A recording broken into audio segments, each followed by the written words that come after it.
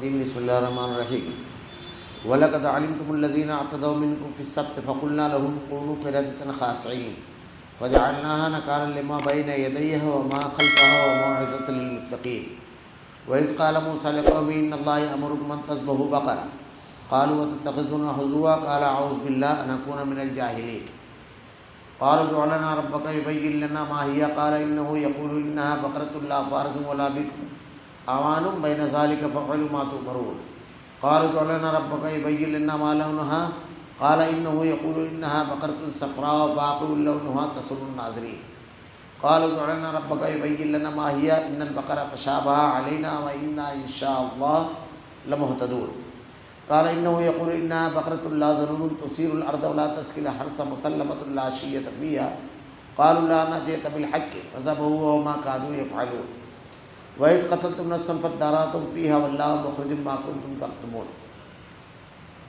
فقلنا اضربوا ببعضها كذلك يحيي الله الموتى ويريكم آياته لعلكم تعقلون.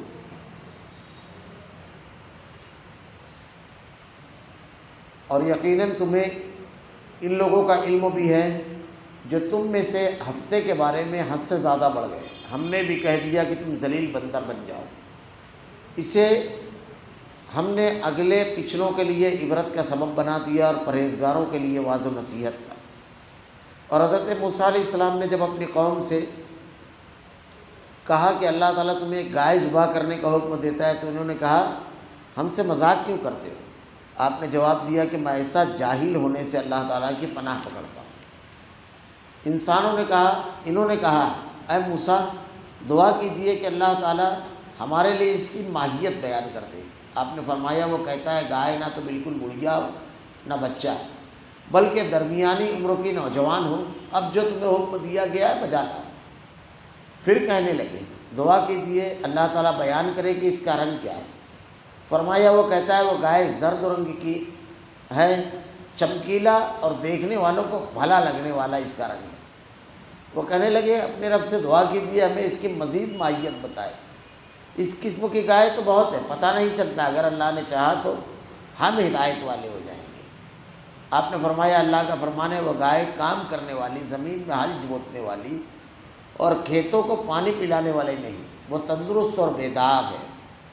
انہوں نے کہا اب آپ نے حق واضح کر دیا. گویا وہ حکم برداری کے قریب نہ تھے لیکن اسے مانا وہ گائے ذبح کر دی. جب تم نے ایک شخص کو قتل کر ڈالا پھر اس میں اختلاف کرنے لگے اور تمہاری پوشیدگی کو اللہ تعالیٰ ظاہر کرنے والا تھا. ہم نے اس گائے کا ایک ٹکڑا مقتول کے جسم پر لگا دو وہ جی اٹھے گا. اس طرح اللہ مردوں کو زندہ کر کے تمہیں تمہاری عقل مندی کے لیے اپنی نشانیاں دکھاتا ہے. وَلَقَدْ عَلِمْتُمُ الَّذِينَ اعْتَدَوْا مِنْكُمْ فِي السَّبْتِ فَقُلْنَا لَهُمْ كُونُوا قِرَدَةً خَاسِئِينَ. یقیناً تمہیں ان لوگوں کا علم بھی ہے جو تم میں سے ہفتے کے بارے میں حد سے بڑھ گئے اور ہم نے بھی کہہ دیا کہ تم ذلیل بندر بن جاؤ. پچھلے درس میں اس سلسلے میں کچھ باتیں آئی تھی کہ ان لوگوں کا ایک قبیلہ تھا جو ایک دریا کے کنارے رہتا تھا. بعض لوگوں نے اس دریا کے نام بھی لکھے ہیں لیکن اہمیت کے حامل اسی میں واقعے میں کیا چیز ہوتی ہے یہ سمجھنے والی ہے کہ اللہ رب العالمین نے غیر ضروری چیز کو قرآن میں بیان نہیں کیا جو بڑی اہم کتاب ہے. تو اس لیے ایسی بحثیں جس سے کوئی خاص فائدہ نہیں ہے اس کو بیان نہیں کیا گیا. واقعات میں آپ کو یہ چیز نظر آئے گی. اور المیہ یہ ہے کہ بعد کے لوگوں کی ایک بڑی تعداد ایسی نکلی جو واقعات میں ضروری امور کو چھوڑ کر غیر ضروری چیزوں میں بحث کرنے لگی. جیسے مثلا اللہ رب العالمین نے حضرت آدم علیہ السلام کے واقعے میں بیان فرمایا کہ ہم نے آدم اور حوا کو حکم دیا اس درخت کے قریب نہ جانا. درخت کا نام وہ کون سے پھل کا درخت تھا یہ سب تفصیلات نہیں ہیں. صرف اہم چیز اس میں یہ ہے فرما برداری کرنا ہے. اللہ نے جو حکم دیا نہیں کھانے کا جس سے روکنے کا حکم دیا جس چیز کو کھانے سے اس سے رک جانا ہے یہ فرما برداری ہے. لیکن اس کی بجائے لوگ اس بحث میں الجھ گئے کہ وہ انگور کا درخت تھا وہ سیب کا تھا وہ گیہوں کا تھا. حالانکہ یہ بالکل غیر ضروری چیز ہے. اس کے جان لینے سے بھی ہمارے عقیدے اور ایمان میں کوئی فائدہ ہونے والا نہیں ہے. لیکن اللہ نے حکم دیا اس سے رک جاؤ اب وہ کوئی بھی درخت ہو، اللہ حکم دے گا کسی بھی کھانے سے رکنے کا، بس رک جانا، اگر نافرمانی کرو گے تو وہ ظلم ہے، وہ گناہ کا کام ہے، ہر ظلم کو گناہ کہا گیا۔ ایسے ہی آپ کو حضرت یوسف علیہ السلام کے واقعے میں امراۃ العزیز جو ہے، اس کا نام آپ کو قرآن و حدیث میں کہیں نہیں ملے گا، لیکن بچے سے بھی پوچھیے تو فوراً بتا دے گا زلیخا، حالانکہ نام کہیں ہے، یہ اسرائیلیات میں ہے۔ اور اس میں تو بڑی عجیب و غریب بات ہوتی ہے کہ ابھی پچھلے ہفتے میں ایک نکاح میں شرکت کا موقع ملا، وہاں مولوی صاحب نکاح کے بعد دعا کرتے ہیں اور دعا میں یہ جملہ کہتے ہیں، اللہ ان لوگوں میں ایسی محبت پیدا فرما جیسی حضرت آدم اور حوا میں تھی، جیسی حضرت ابراہیم علیہ السلام اور حضرت ہاجرہ میں تھی، جیسی حضرت یوسف اور زلیخا۔ حالانکہ یہ ناجائز محبت تھی۔ امراۃ العزیز جو تھی عزیز مصر کی بیوی، وہ شادی شدہ تھی، اور حضرت یوسف علیہ السلام غیر شادی شدہ، تو یہ تو گناہ کا کام تھا۔ اب یہ ناجائز محبت کے بارے میں آپ دعا کر رہے ہیں۔ خیر، ایسے ہی یہاں اس واقعے میں وَلَقَدْ عَلِمْتُمُ الَّذِينَ اعْتَدَوْا مِنْكُمْ فِي السَّبْتِ فَقُلْنَا لَهُمْ كُونُوا قِرَدَةً خَاسِئِينَ، یقیناً تمہیں ان لوگوں کا علم ہے جو تم میں ہفتے کے بارے میں حد سے بڑھ گئے تھے، کس مقام پر پراپر وہ رہتے تھے، وہ دریا کون سا تھا، ٹھیک ہے معلومات ہو جاتی ہے، ایک الگ بات ہے، لیکن اس میں الجھنے کی وجہ یہ کہ ان لوگوں کے ساتھ اللہ تعالیٰ نے کیا کیا۔ کسی بھی واقعے سے عبرت اور نصیحت حاصل کرنا، اللہ نے قرآن میں واقعات کو بیان کرنے کی حکمت یہ بیان کی، لقد کان فی قصصہم عبرۃ لأولی الالباب، تاکہ تم اس سے عبرت اور نصیحت حاصل کرو۔ اور یہ کون کرے گا؟ جس کو عقل مند، اولی الالباب، عقل مندوں کے لیے ہے یہ، بیوقوف آدمی جو ہے کدھر بھی الجھ جاتا ہے۔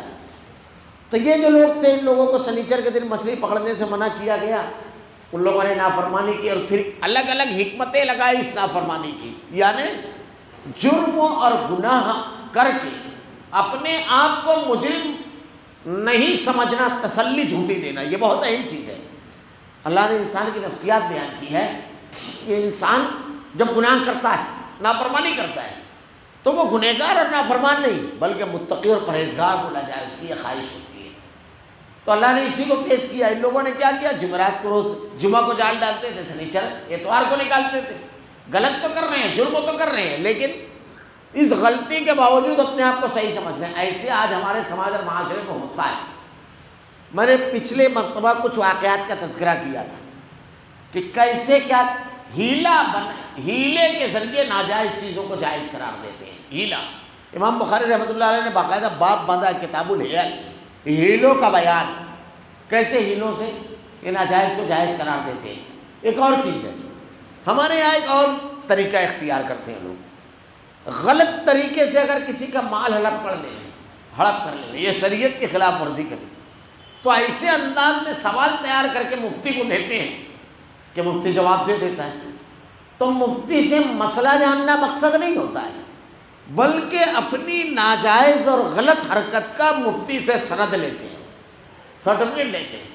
اس کی بہت ساری مثالیں ہمارے معاشرے میں ملیں گی، جیسے مثلا اللہ کے نبی صلی اللہ علیہ وسلم نے ارشاد فرمایا، بالکل صاف حدیث ہے، اور اس حدیث کے بارے میں منکرین حدیث کو جہالت کی بنیاد پر، لا علمی کی بنیاد پر ایک دھوکہ ہو گیا۔ اللہ کے نبی نے ارشاد فرمایا، لا وصیت لوارث، وارث کے لیے کوئی وصیت نہیں ہے، اور قرآن کے اندر ہے کہ وارث کے لیے وصیت، جہاں پر ترکے کی بحث وہیں پر۔ اب منکرین حدیث جیسے یہ حدیث دیکھتے ہیں تو کہتے ہیں کہ کیا قرآن کو حدیث منسوخ کرے گی، حدیث سے قرآن منسوخ کیا جائے گا، حالانکہ ناسخ اور منسوخ کی بحث نہیں ہے، یہاں پر وضاحت ہے۔ جیسے پہلے یہ حکم آیا کہ وارث کے لیے وصیت کر دے آدمی، لیکن اس کے بعد اللہ رب العالمین نے خود حکم نازل فرما دیا کہ فلاں وارث کو کتنا ترکہ ملنا ہے، بیوی کو کتنا ملنا ہے، ایک بیوی رہے گی تو کتنا، دو بیوی رہے گی تو کتنا، اگر لڑکا ہے اور لڑکی دونوں ہیں تو لڑکے کو کتنا، لڑکی کو کتنا، اگر صرف لڑکیاں ہیں تو ان کو کتنا ملے گا، دیگر وارثین کو کتنا ملے گا، یعنی اللہ تعالیٰ نے سب کا حساب کتاب بتا دیا ہے، اب ہم کو قلم نہیں اٹھانا ہے۔ تو اللہ کے نبی نے پھر اسی کی وضاحت کی، لا وصیت لوارث، اب وارث کے لیے ہم کو کوئی ضرورت نہیں ہے کہ ہم اپنا حساب کتاب لے کر بیٹھے، اللہ نے حساب متعین کر دیا، سب کا حصہ طے کر دیا، اس لیے اب ہم کو اس میں کوئی دماغ نہیں لڑانا ہے، بس اطاعت اور فرمانبرداری کرنا ہے۔ تو حدیث اسی کی وضاحت ہے، لیکن منکرین حدیث اس کو سمجھ نہیں سکے۔ اب اس میں لوگ یہ کرتے ہیں کہ سائل سوال حکمت سے کرتا ہے، اور کبھی کبھی ایسا ہوتا ہے کہ مفتیان کرام اور علماء کرام سوال کو دیکھ کر کے جواب دیتے ہیں، لیکن کبھی کبھی ایسا ہوتا ہے کہ واضح بیک گراؤنڈ کے باوجود کچھ علماء جو ہے ایک روایت بالکل صحیح بیان کرتے ہیں، بالکل صحیح، لیکن اس سے غلط استدلال لوگ کر لیتے ہیں۔ مثلا اگر آدمی اپنی زندگی میں کسی کو کچھ دینا چاہے تو اس کا مال ہے، چاہے جس کو چاہے جو دے دے گے، اختیار کی چیز ہے۔ تب آدمی عالم سے جا کر پوچھے گا تو عالم یہ جواب دے گا بالکل آپ کا مال ہے، آپ چاہے جہاں خرچ کرو۔ اب وہ اس کو دلیل بنا کر کے اپنے بیٹوں میں سے جس سے محبت کرتا ہے اس کو کچھ زیادہ دے دیتا ہے الگ سے، اور اپنے جس بیٹے سے اس کا تھوڑا سا معاملہ کھٹا میٹھا ہوتا ہے، تھوڑا سا نرم گرم رہتا ہے، اس کو چھوڑ دیتا ہے کہ مرنے کے بعد جو ترکہ تقسیم ہوگا اس میں سے لیا جائے۔ جیسے وہ اگر 5 بیٹوں کا باپ ہے اور 10 پلاٹ 11 پلاٹ کا مالک ہے تو 1 پلاٹ دے دے گا، اب بقیہ مرنے کے بعد تقسیم ہوگا، اس کو تو زائد مل گیا اپنی زندگی میں، تو اس کا مال ہے، بالکل اس کو اختیار ہے، کسی کو بھی دے سکتا ہے، کہیں بھی خرچ کر سکتا ہے۔ لیکن آپ یہ فتویٰ بتا رہے ہیں، اللہ کے نبی کی اس حدیث کو سامنے رکھیے کہ اللہ کے نبی کے پاس ایک مرتبہ ایک صحابی آئے، ان کے گھر میں معاملہ ہوا تو نعمان بن بشیر، ان کی اہلیہ نے کہا تھا کہ اللہ کے نبی سے جا کر وہ آ کر اللہ کے نبی سے دریافت کرتے ہیں، اللہ کے رسول میں اپنے ایک بیٹے کو ایک گھوڑا ہبہ کرنا چاہتا ہوں، آپ اس پر گواہ بن جائیے۔ اللہ کے نبی صلی اللہ علیہ وسلم نے کہا تم نے دوسرے بیٹوں کو دیا ہے؟ کہا نہیں، تو کہا میں ظلم پر گواہ نہیں بن سکتا۔ یہاں اللہ کے نبی نے یہ جواب نہیں دیا تیرا مال ہے تو جائے جہاں خرچ کر، خرچ اگر آپ کرو گے تو اختیار تو ضرور ہے، لیکن آپ کا خرچ صحیح طریقے سے یا غلط طریقے سے یہ بھی ہے، تو وہ خرچ کرنے کا اختیار اگر آپ نے اختیار استعمال کیا اور ایک ہی بیٹے کو دیا دوسروں کو نہیں دیا تو یہ ظلم ہے۔ تو مفتی سے یہ فتویٰ نہیں لاتے ہیں کہ میں ظالم ہوں، یہ فتویٰ لاتے ہیں میرا مال ہے میں چاہے جس کو دے سکتا ہوں، اس کے نیچے یہ بھی لکھوا لیں کہ بھائی آپ نے مال کا غلط استعمال کیا، مس یوز۔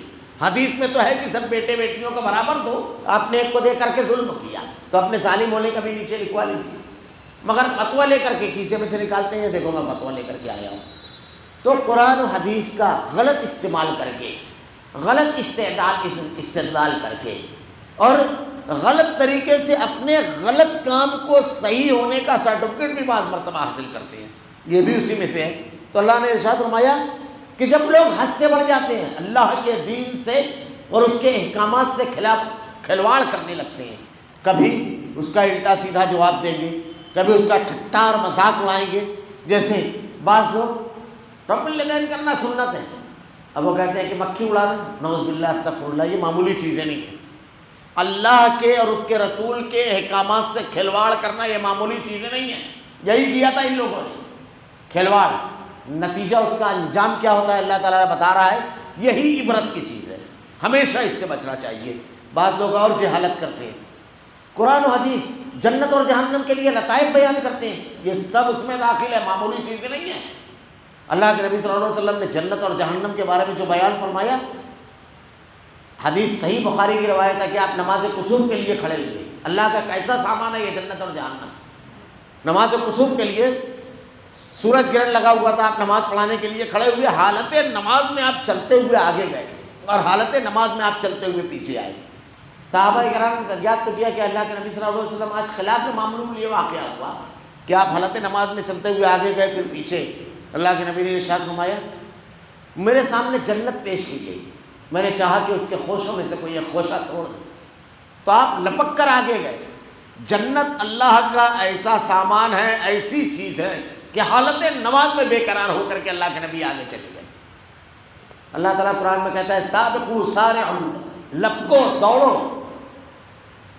الی مغفرۃ من ربکم وجنۃ عرضھا کعرض السماوات والارض، اس جنت کی طرف جس کی وسعت زمین اور آسمان سے بڑھ کر ہے، لپکو دوڑو۔ اور صحابہ کرام اسی کے لیے، اس جنت کے حصول کے لیے جانو مالو ہر چیز کی قربانی دیتے تھے۔ اور جہنم، اللہ کے نبی نے ارشاد فرمایا میرے سامنے جہنم پیش کی گئی، حالت نماز میں آپ پیچھے گئے، حالت نماز میں، یہ بڑی اہم چیز ہے۔ اب بعض لوگوں نے یہ بھی کیا، جیسے ایک صاحب ایک واقعہ لکھتے ہیں کہ کوئی بزرگ تھے، وہ کہتے ہیں کہ جنت پوری زینت کے ساتھ 30 سال میری نظروں کے سامنے رہی، کامل، میں نے نظر اٹھا کر بھی نہیں دیکھا۔ نعوذ باللہ، استغفر اللہ ثم استغفر اللہ۔ نبی تو حالت نماز میں چلنے لگے اور یہ کہتے ہیں کہ میں نے نظر اٹھا کر نہیں دیکھا۔ اور جنت کے بارے میں اللہ کے نبی نے ارشاد فرمایا، جسے نہ کسی آنکھ نے دیکھا، نہ کسی کان نے سنا، نہ کسی کے دل پر اس کا کھٹکا گزرا، ایسی ہے۔ بس ہم کو سمجھانے کے لیے کچھ باتیں بیان کر دی گئی ہیں۔ اللہ کا عذاب قبروں کے بارے میں ہمارے یہاں لطائف بنا دیتے ہیں لوگ، ہنسی مذاق کرتے ہیں، یہ معمولی چیزیں نہیں ہیں۔ اللہ کا دین اس کے لیے نہیں ہے۔ اتفاق پڑھ کے فوراً اس مسجد سے ہٹ جانا چاہیے، اس مجلس سے، معمولی چیز نہیں۔ اللہ کے نبی نے کہا عذاب قبر اگر آپ لوگ دیکھ لو تو جنگلوں میں نکل جاؤ، تمہارے چہروں سے مسکراہٹ دور ہو جائے اور اپنی بیویوں سے ملاقات نہ کرو۔ عذاب قبر اگر آدمی دیکھ لے کتنا ہولناک عذاب ہے۔ جانور، جنوں انسان کو چھوڑ کر کے سب، جب یہ عذاب ہوتا ہے مردہ چیختا ہے، چلاتا ہے، اذیت کے ساتھ سب سنتے ہیں۔ ایک بڑا مشہور واقعہ ہے کہ علامہ ابن تیمیہ رحمۃ اللہ علیہ، اللہ تعالیٰ بے شمار رحمتیں اپنی نازل فرمائے ان پر۔ یہ دیکھیے ہوتا یہ ہے اس طرح، جب اللہ تعالیٰ کی توحید آدمی کے دل میں راسخ ہوتی ہے اور اللہ کی بندگی بالکل اس کے دل میں اتر جاتی ہے۔ علامہ ابن تیمیہ رحمۃ اللہ علیہ کے بارے میں ایک چیز مشہور ہے، کسی آیت کے مفہوم کو سمجھنے کے لیے کسی ویران مسجد میں جاتے، خوب روتے، عبادت کرتے، اللہ کی جناب میں خوب روتے اور کہتے رب العالمین اس آیت کا فہم مجھ کو دے، اس آیت کی سمجھ دے، اللہ سے مانگتے، کیونکہ اللہ ہدایت دیتا ہے، اللہ دماغ میں بات ڈالتا ہے، علموں کا دینے والا اللہ ہے۔ اللہ کے نبی نے ہم کو کہا، دعا سکھائی، اللہم انی اسألک علما نافعا، نفع دینے والا علم۔ نفع کب ہوتا ہے؟ دلیلیں معلوم ہیں، نقطے معلوم ہیں، عمل نہیں ہے، یہ نفع دینے والا علم نہیں ہے۔ بعمل بھی بنتا ہے آدمی اور اس کو سمجھ کر کے پھر اس کے مطابق اپنے آپ کو ڈھالتا ہے، ڈرنے والی چیز سے ڈر جاتا ہے اور فائدے والی چیز کو حاصل کرنے کی کوشش کرتا ہے۔ تو علامہ ابن تیمیہ رحمۃ اللہ علیہ کے پاس ایک مرتبہ کچھ لوگ آئے، کہنے لگے ہم لوگ اپنے گھوڑوں کو ذرا سا یہاں پر عقیدے کی بھی صفائی ہو جائے۔ اللہ تعالیٰ نے قرآن میں کہا ہے کہ جو کلمہ توحید والا ہوتا ہے اس کا معاملہ یہ ہے کہ فوراً بات کی جڑ تک پہنچ جاتا ہے، اور جب تدبر کرتا ہے تو ایسے بلند و خیالات لے کر کے وہ آتا ہے توحید کی برکت کی وجہ سے کہ آدمی حیرت زدہ رہ جائے۔ الم تر کیف کلمۃ طیبۃ کشجرۃ طیبۃ اصلها ثابت وفرعها فی السماء، یہ توحید کی نعمت ہے۔ علامہ ابن تیمیہ رحمۃ اللہ علیہ کے پاس گئے وہ لوگ اور جا کے کہنے لگے کہ علامہ ہم لوگ اپنے گھوڑوں کو جب امام بخاری امام شافعی رحمہ اللہ ان لوگوں کی قبروں پر لے جاتے ہیں تو اچھے نہیں ہوتے، لیکن نصیریوں کی قبروں پر لے کر جاتے ہیں تو اچھے ہو جاتے ہیں۔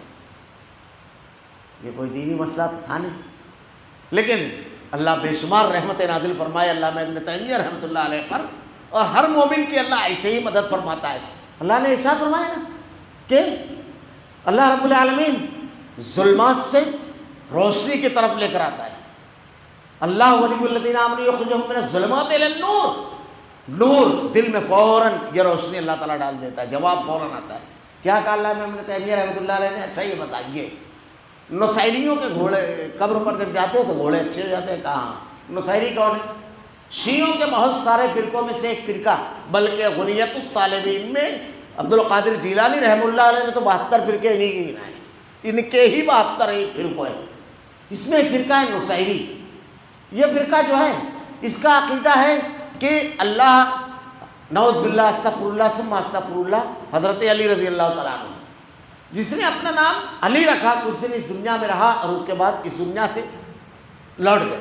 اور روافظ جو حضرت علی کی شان میں غلو کرتے ہیں، یہ لوگ بھی ایک لطیفہ بیان کرتے ہیں کہ ہم لوگ صرف ایک مناظرہ ہارے، صرف ایک مناظرہ ہارے، اور وہ یہ تھا کہ مناظرہ ہوا کئی دن تک نصیریوں سے، یہ شیعہ اثنا عشری بولتے ہیں، اور اس کے بعد آخری میں یہ ہوا کہ مردہ مچھلی دریا میں لے کر چلیں، اگر نصیری ڈالے گا اور تیرنے لگے گی تو وہ جیت جائے گا۔ تو بولے ہم لوگ ڈالے تو نہیں تیری، وہ ڈالا تو جیت گیا، نعوذ باللہ، استغفر اللہ ثم استغفر اللہ۔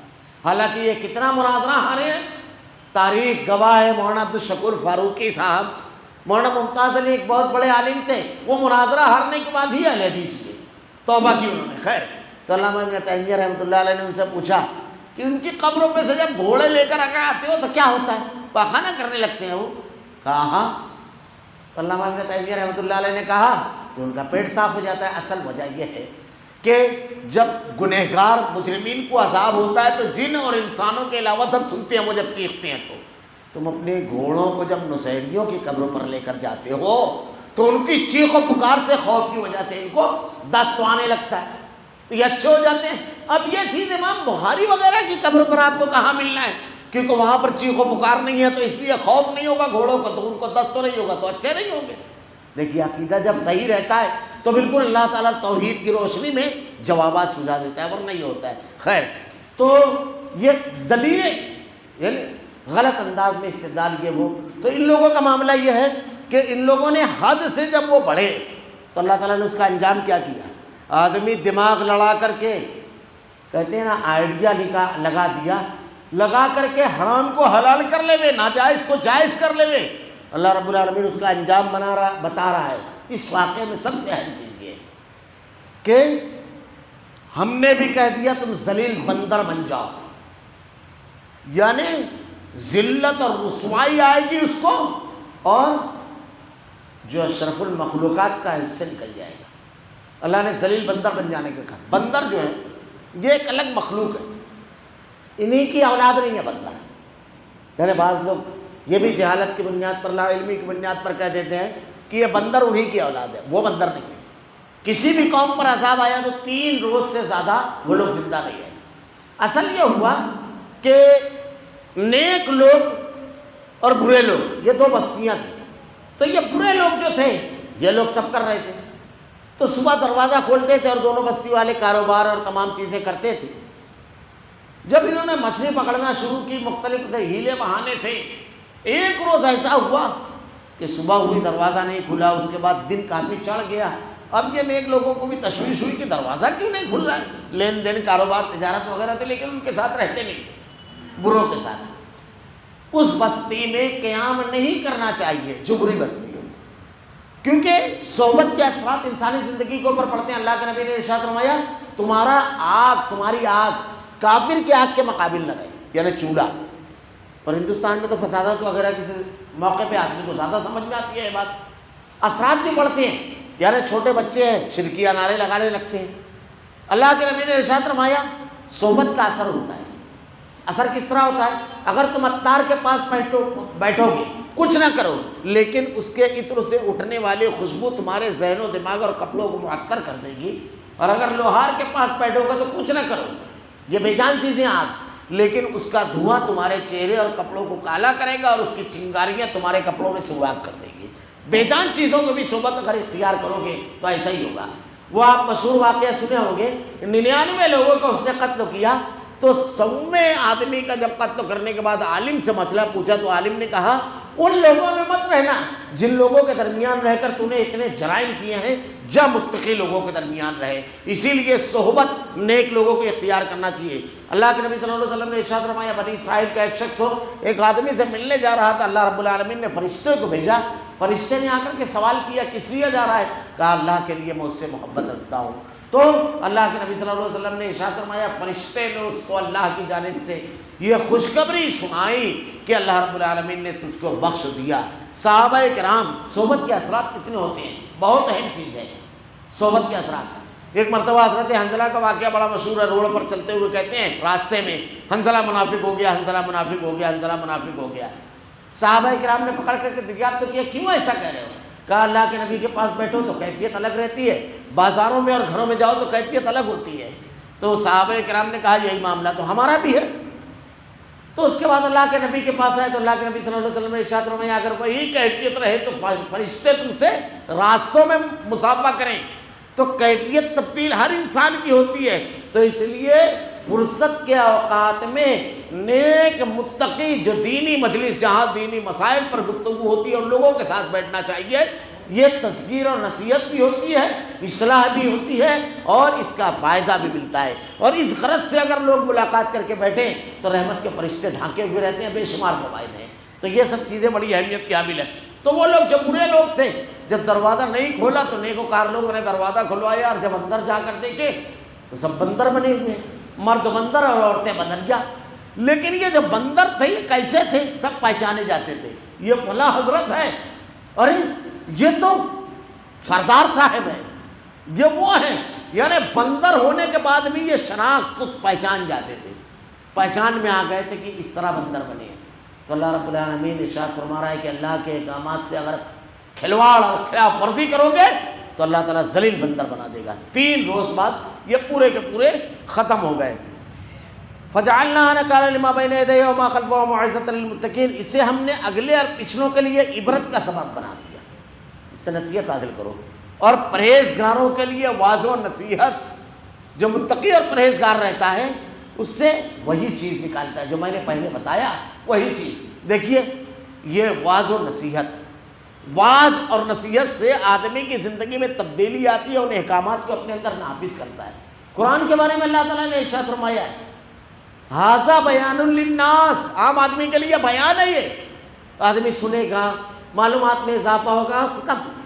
ہدی و موعظۃ للمتقین، اور متقی لوگ جو ہیں ان کے لیے نصیحت ہے اور ان کی زندگی کو تبدیل کر دینے والا ہے۔ اسی لیے یہی قرآن کی آیتیں اسی آدمی پر پوری تلاوت کر دی جاتی ہے، سورے پورے کچھ نہیں ہوتا ہے، کسی کے سامنے ایک آیت ہوتی ہے، تقویٰ اگر دل میں ہوتا ہے اس کی کیفیت بدل جاتی ہے۔ تو قرآن اس معنی میں مفید ہے، رب العالمین نے اسی لیے اس سے فائدہ حاصل کرنے کے لیے یہی کرنا ہے۔ حضرت موسیٰ وَإِذْ قَالَ مُوسَىٰ لِقَوْمِهِ إِنَّ اللَّهَ يَأْمُرُكُمْ أَن تَذْبَحُوا بَقَرَةً قَالُوا أَتَتَّخِذُونَا هُزُوًا قَالَ أَعُوذُ بِاللَّهِ أَنْ أَكُونَ مِنَ الْجَاهِلِينَ۔ حضرت موسیٰ علیہ السلام نے جب اپنی قوم سے کہا اللہ تعالیٰ تمہیں ایک گائے ذبح کرنے کا حکم دیتا ہے، تو انہوں نے کہا ہم سے مذاق کیوں کرتے ہو؟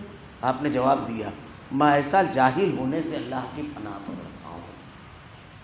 یہ جو واقعہ ہے یہ ایک خاص بیک گراؤنڈ میں، یعنی ایسا تھا کہ بنی اسرائیل میں ایک آدمی تھا، بہت دولت مند تھا اور اولاد نہیں تھی، تو اس کا صرف ایک بھتیجا تھا۔ اب مرنے کے بعد اس کا سب مال اس کے بھتیجے کو ملنے والا تھا، مگر اس کی عمر کافی طویل تھی، ہو گئی، اور بھتیجے کا انتظار جو تھا وہ ختم ہونے لگا۔ یعنی اس کا یہ تھا کہ حضرت والا رخصت ہو تو سب مال کا میں مالک بنوں۔ اب یہ رخصت ہی نہیں ہوتے تھے، اللہ تعالیٰ نے جتنی زندگی دی ہے اتنی جیے گا آدمی۔ تو اس نے کیا کیا، چچا کو مار دیا۔ اب جب قتل کر دیا تو قتل کرنے کے بعد ان کی لاش کو جہاں نیکوکار لوگ بٹتے تھے وہاں لے جا کر پھینک دیا، اور صبح آ کر کے خوب چلا چوٹ کرنے لگا، کس نے مارا میرے چچا کو، قاتل تو بہرحال مجھ کو چاہیے، چھوڑا نہیں جانا چاہیے ان کو، ایسے قتل کیا ہے ایسے خوب بولا۔ اور رہتا ہے نا مجرم جو رہتا ہے بہت قوت کے ساتھ بولتا ہے، کبھی کبھی تو ایسا بھی ہوتا ہے کہ شریف آدمی جو رہتا ہے اس کے اوپر اگر کوئی جھوٹا الزام لگتا ہے تو اس کی آواز کپکپا جاتی ہے، لہجہ ختم ہو جاتا ہے، لفظوں کا انتخاب نہیں کر پاتا ہے، غیرت اس کی، شرافت اس کو بولنے نہیں دیتی۔ اور جو مجرم رہتا ہے وہ جب بولے گا تو لوگ بولیں گے، اتنی دعوے سے بھلا بولے گا کوئی؟ اللہ کے نبی نے ارشاد فرمایا ہے کہ 2 لوگ میرے پاس مقدمہ لے کر آتے ہیں، ایک آدمی چرب زبانی کر کے اپنی بات ثابت کر دی جائے یہ بات یہ چیز میری ہے، اور جس کی بیچارے کی رہتی ہے وہ ثابت نہیں کر پاتا ہے۔ تو سن لو، اگر کوئی ایسی حرکت کی یا ثابت کر کے اپنی ذہانت، اپنے انداز گفتگو اور طرز استدلال کو استعمال کر کے ایک غلط چیز کو اپنے قبضے میں لیا تو اللہ کے نبی کہتے ہیں کہ جہنم کا ٹکڑا لے کر جا رہا ہے۔ یہیں پر ایک چیز اور سمجھ میں آ گئی، نبی نے اگر فیصلہ بھی دیا اور وہ ناحق ہے تو جہنم کا ٹکڑا لے جا رہا ہے۔ اب کوئی مفتی کا فتویٰ لے کر آئے اور اپنے بھائی کا مال قطب کرتے ہوئے ترکا مار لے گئے تو کیا لے کر جا رہا ہے؟ جہنم کا ٹکڑا۔ یہ اللہ کے نبی نے پہلے ہی کلیئر کر دیا کہ کوئی ڈگری نہیں، اصل ڈگری ہے یہ کہ آپ کیا کر رہے ہیں اندر سے۔ اللہ لطیف و خبیر ہے، ساری چیزوں کو جاننے والا ہے۔ تو خیر یہ خوب چلا چوٹ کرنے لگا۔ حضرت موسیٰ علیہ السلام کے پاس لوگ گئے کہ اے اللہ کے نبی یہ دیکھیے معاملہ ہے۔ حضرت موسیٰ علیہ السلام نے ان سے کہا اس مسئلے کو اگر حل کرنا چاہتے تو ایک گائے ذبح کرو۔ جیسے ہی یہ جملہ کہا تو بڑا عجیب و غریب معاملہ ہوا۔ وہ لوگ کہنے لگے اللہ کے نبی آپ کیسی بات کرتے ہو، ایک آدمی مرا پڑا ہے مر گیا ہے، اب مقدمہ یہ ہے کہ اس کے قاتل کی تلاش ہے، آپ کہتے ہیں کہ ایک گائے کاٹو یعنی ایک اور مارو۔ اللہ کیا مذاق کر رہے ہیں؟ حضرت موسیٰ علیہ السلام کہتے ہیں میں اللہ کی پناہ چاہتا ہوں، اللہ کا جو حکم ہے حکمت سے بھرپور ہوتا ہے، اور یہاں بھی مذاق حکمت سے بھرپور ہوتا ہے، اسی لیے اللہ کا حکم جب آئے، عقل میں آئے نہ آئے، اللہ کے نبی صلی اللہ علیہ وسلم کی حدیث آئے، عقل میں آئے نہ آئے مان لینا ہے۔ سلف نے ایک بڑا پیارا نقطہ اس میں لکھا ہے، بڑی پیاری بات۔ دیکھیے اگر کوئی قرآن کی آیت اور کوئی حدیث ہمارے سامنے آتی ہے اور ہماری عقل میں نہیں آتی ہے تو اس کا طریقہ کیا ہے؟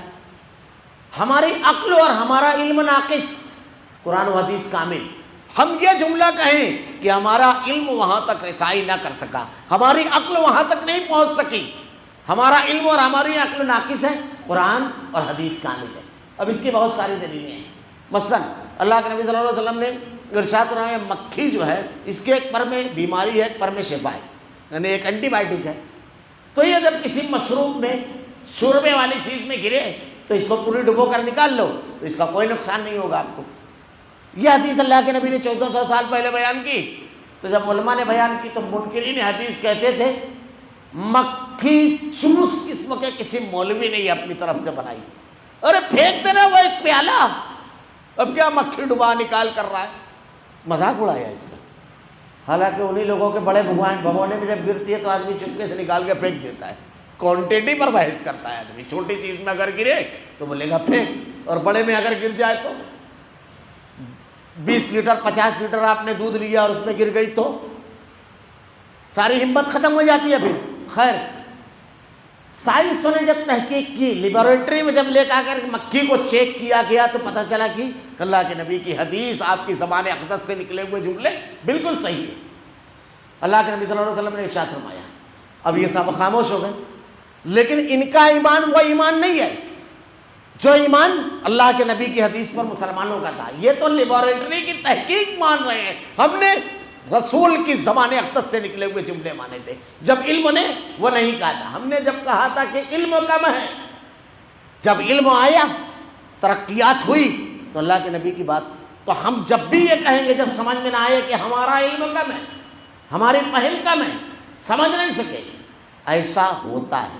آپ دیکھیے سر سید احمد خان، ان کی تفسیر کا زبردست رد کیا لوگوں، یہ مستشرقین کو جب پڑھے تو انہوں نے معجزات کا انکار کیا، اب یہ اس کا جواب دینے جب گئے تو جواب نہیں بن پڑا تو یہ خود بھی انکار کر گئے، مستشرقین کے اعتراضات کا جواب نہیں بن پڑا تو یہ اعتراض کر گئے۔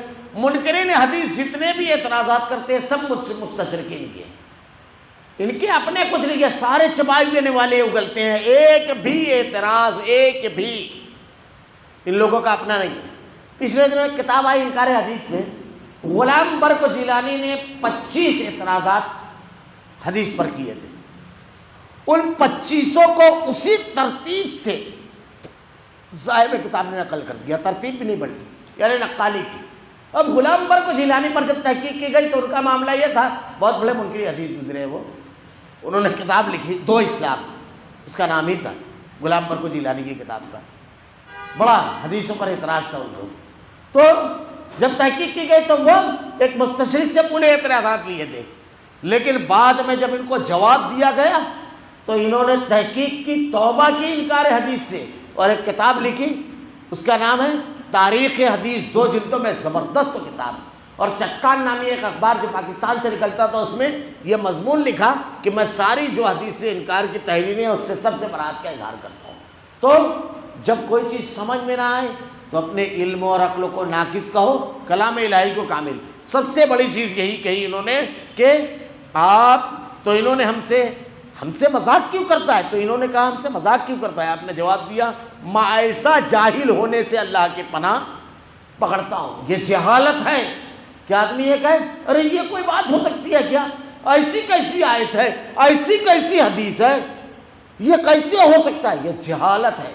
علم یہ ہے کہ آدمی مان لے گے، تسلیم کر لے گے، یہ عام آدمی نہیں، اللہ سے ہم کلام ہونے والے کلیم اللہ 5 اولو العزم پیغمبروں میں سے ایک پیغمبر حضرت موسیٰ علیہ السلام ارشاد فرما رہے ہیں. بس ایک دو چیز اب یہاں سے ترجمہ پڑھ دوں گا. یہ دیکھیے ایک بڑی عجیب یعنی لطیف بات یہاں پر کہ گائے اس کا بڑا احترام کرتے تھے یہ لوگ, بڑی مقدس تھی, اب اسی کو کاٹنے کا کہا گیا تو فوراً بے ساختہ پہلا جملہ یہ کہا, اور اس کے بعد سیدھے سیدھے کاٹنا ہے. لیکن اس کی تو پوجا کر چکے ہیں نا وہ لوگ, جب دریا پار کیا تو اسی کی تو پوجا کرتے تھے, اور یہ مخلوق تھی, مخلوق سے فائدہ اٹھانا ہے, اس کی پوجا نہیں کرنا ہے.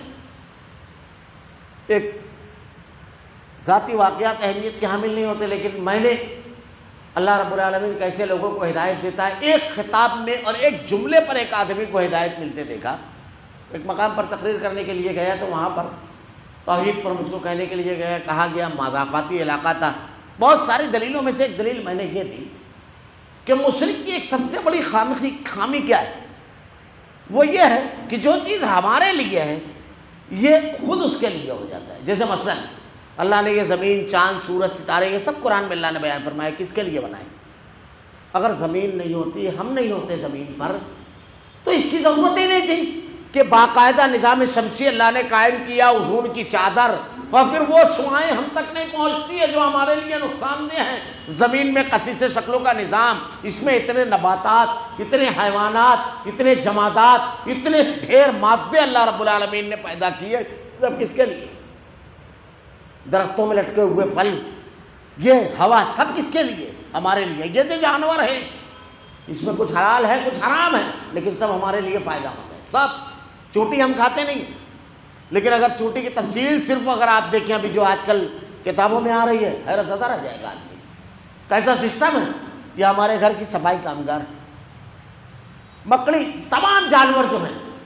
کسی کسان کو کبھی دیکھیے وہ ہل چلا رہا ہے, اس کے پیچھے پرندے بیٹھے ہوئے ہیں, بھیڑ. کیوں ہے؟ وہ جو کیڑے زمین سے نکلتے ہیں ان کو کھا لیتے ہیں وہ پرندے. کسان سے جب پوچھو تو کہتا ہے کہ اگر یہ پرندے نہ رہیں تو ان کیڑوں کو مارنے کے لیے بہت بڑا بجٹ لگے گا, اور ہماری فصل تباہ ہو جائے گی اگر ان کو نہ ماریں گے. یہ اللہ کا نظام ہے. بے شمار چیزیں اللہ نے کس کے لیے پیدا کی, ہمارے لیے. نبی کس کے لیے بھیجے اللہ نے. اگر دنیا میں انسان نہیں ہوتا, گمراہی اور ضلالت نہیں ہوتی, تو نبی کی کیا ضرورت تھی. تو کس کے لیے بھیجا نبی, ہمارے لیے. کتابیں اللہ نے کس کے لیے بھیجی. اگر انسان نہیں ہوتا تو کتابوں کی کیا ضرورت تھی.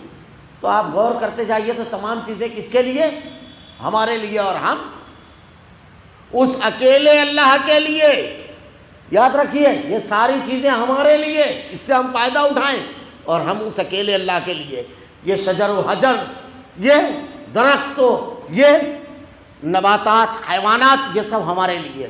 انبیاء ہمارے لیے, کتابیں ہمارے لیے, بڑے بڑے جو مصلحین اور علماء ہیں ان کے علم سے ہم استفادہ کریں, وہ ہمارے لیے, ہم ان کے لیے نہیں ہیں. مشرک ترتیب پلٹ دیتا ہے. جب نبی ہمارے لیے ہے تو نبی سے کم درجے کا ہے ولی, تو یہ بجائے وہ ہمارے لیے ہے یہ ان کے لیے ہو جاتا ہے. یہ ترتیب پلٹ دیتا ہے. تو ایسے مخلوقات میں دیکھیے, میں نے جب تقریر میں یہ تھوڑا لمبا بیان کیا تو ایک آدمی اگر مجھ کو سوالات کرنے لگا تو مجھ کو ایسا لگا کہ یہ غیر مسلموں کے درمیان شاید رہتا ہے, اس وجہ سے سوالات کر رہا ہے. بعد میں اس نے دوسرے دن مجھ کو ایک عجیب و غریب جملہ کہا. سب سوالات رات تک کرتا رہا. دوسرے دن صبح آیا تو بولے آپ نے کل کے بھاشن میں کہا تھا, وہ بار بار گرو جی کہتا تو مجھ کو ذرا عجیب سا لگتا تھا, آپ نے کل کے بھاشن میں کہا تھا کہ سب چیز ہمارے لیے اور ہم اللہ کے لیے, تو مسلمان کیسے ہوتے ہیں, مجھ کو اللہ کے لیے کر دو. میرا پورا وجود ہل گیا تھا, میں اس منظر کو بھول ہی نہیں سکتا. پھر میں نے اس کو سمجھایا کہ توحید قبول کرنے کے بعد کبھی اس سے پلٹا نہیں جاتا ہے, یہ بہت بڑا گناہ ہے. میں اس کو کچھ تو کروایا, اور اس نے وہ جو جملہ کہا کہ مجھ کو نا اب کسی کے لیے نہیں ہونا ہے, مجھ کو اللہ کے لیے کر لو, ہر چیز ہمارے لیے, ہم اللہ کے لیے. مشرک یہی گڑبڑ کرتا ہے, یہی مخلوقات کا تابع ہو جاتا ہے, جبکہ مخلوق اپنے تابع رہنا چاہیے, اور خود وہ خالق کے تابع رہے, مخلوقات کے تابع ہو جاتا ہے. ایک بہت بڑے گھرانہ ہندوستان کا سیاسی, یو پی کا بہت بڑا گھرانہ, ان کے گھر کے ایک آدمی وزیر اعلیٰ تھے یو پی کے, اور مختلف ریاستوں کے گورنر کے. وہاں کے ایک نوجوان نے اپنے اسلام لانے کا واقعہ بیان کیا ہے کہ وہ کہتا ہے کہ میں پنڈت گھرانے کا تھا, ہندو یونیورسٹی میں تعلیم یافتہ حاصل کرتا تھا بنارس. تو وہاں پر ایک واقعہ ہوا کہ اس کے ساتھ ساتھ ایک نوجوان اور پڑھتا تھا مسلم، روزانہ دوپہر میں جب کلاس اسٹارٹ ہو تو پہلے لیکچر میں وہ لیٹ ہو جاتا تھا. تو یہ بولنے لگا اس کو کہ تم ہر مرتبہ پہلے لیکچر میں 4 منٹ 5 منٹ یا 10 منٹ لیٹ ہوتے ہو اور ٹیچر تم کو بہت ڈانٹتے ہیں، تو کیوں تم ٹائم پر نہیں آتے؟ تو بولے اصل میں پنڈت جی میں نماز پڑھنے کے لیے چلا جاتا ہوں. تو کہا یہ نماز کیا ہے؟ اب اس کو کیسے سمجھائے؟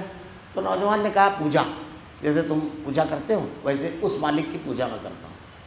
تو یہ پنڈت کہتا ہے، انہوں نے احمد نام ہے ان کا، بڑے زبردست دائی بھی ہیں، کہ مجھ کو اس کے ایک جملے نے مسلمان کیا، ایک لفظ میں. اور دیکھیے یہیں پر سمجھ لیجیے، یہ پورا معاملہ بھی سمجھ میں آ جائے گا. تو وہ کیا کہتے ہیں؟ کہا کہ ایسی بات ہے، میں تو پکا پنڈت ہوں نسلوں سے. ارے صبح پوجا کر لیتا ہوں، رات کے سب کام سے جب فارغ ہوتا ہوں جب پوجا کر لیتا ہوں. تو صبح کر لیا کرو اور رات کو کر لیا کرو پوجا تم اپنی. تو پنڈت کو جو جواب دیا تھا اس نوجوان نے، اسی جواب میں اس کو مسلمان کر دیا.